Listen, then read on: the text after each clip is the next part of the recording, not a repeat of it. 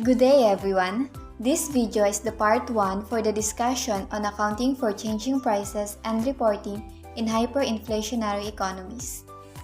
Historical cost, otherwise known as nominal cost, the historical exchange price experienced in an actual transaction. Current cost, current replacement or current repurchase cost that is stated at the current specific price index. Cost to be incurred at the present time. Constant peso, pesos that are restated to reflect changes in purchasing power based on the general price index. Commonly, financial statements are presented in historical cost. We can restate it to current cost using a specific price index. But if the economy is hyperinflationary, when the amount is presented in historical or current cost in the financial statement, it is misleading because they are not the current monetary unit. It should be restated to constant peso. What is historical cost? Historical cost of an asset is the cost incurred in acquiring or creating the asset, comprising the consideration paid plus transaction cost. Historical cost of a liability is the consideration received to incur the liability minus transaction cost. An application of the historical cost measurement is to measure financial asset and financial liability at amortized cost. The amortized cost reflects the estimate of future cash flows discounted at a rate determined at initial recognition.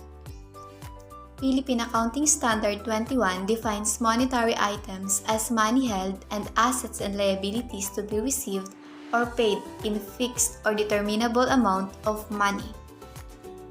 The essential feature of monetary items is a right to receive or an obligation to deliver a fixed or determinable amount of money.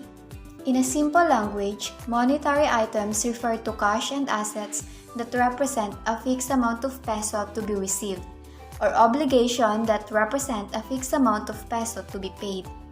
Monetary assets and liabilities remain the same regardless of the change in the general price level. Non-monetary items, by the process of exclusion, may be defined as those items that cannot be classified as monetary. These items are so-called non-monetary because their peso amounts reported in the financial statements differ from the amounts that are ultimately realizable or payable. Only non-monetary items are restated when preparing constant peso financial statements. Monetary items are not restated anymore because they are automatically stated in terms of current purchasing power of the peso. The objective of constant peso accounting is to report elements of the financial statement in terms of pesos that have the same purchasing power.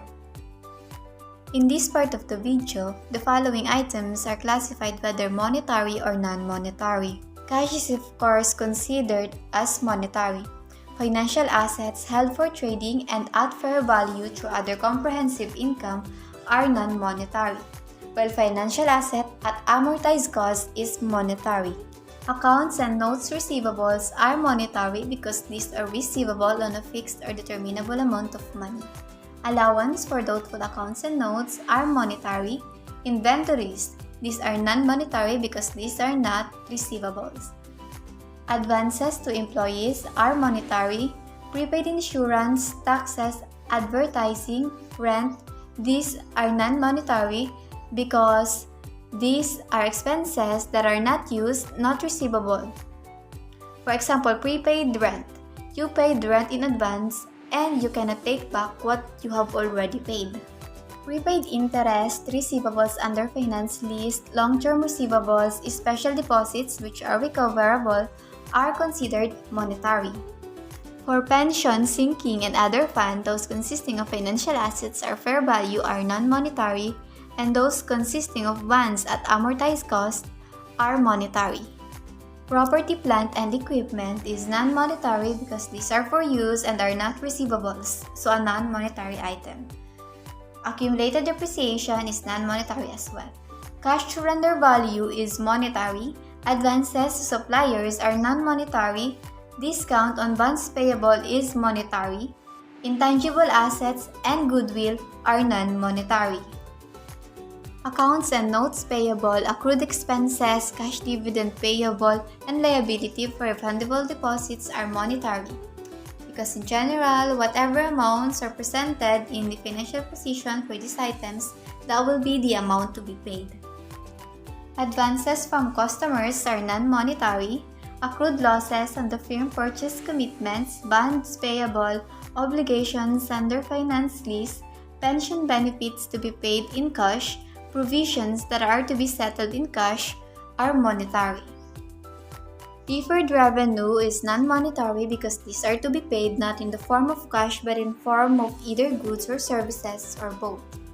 Non-controlling interest, preference share, ordinary share capital, and share premium are non-monetary. Contributed capital is neither a receivable nor payable in the form of money. Retained earnings. Retained earnings is a residual and should not be classified as either monetary or non-monetary. Price level change. Price level change is the increase or decrease in the price of goods or services in a given market during a given interval that includes general price level change and specific price level change. General price level change is the change in the overall level of prices of goods or services in the economy over time. A specific price level change is the change in the price of a specific good or services. This is due to the change in the supply and demand for a particular good or service. Further discussion will be presented on the Part 2 and Part 3 video presentation prepared by Group 9. Thank you.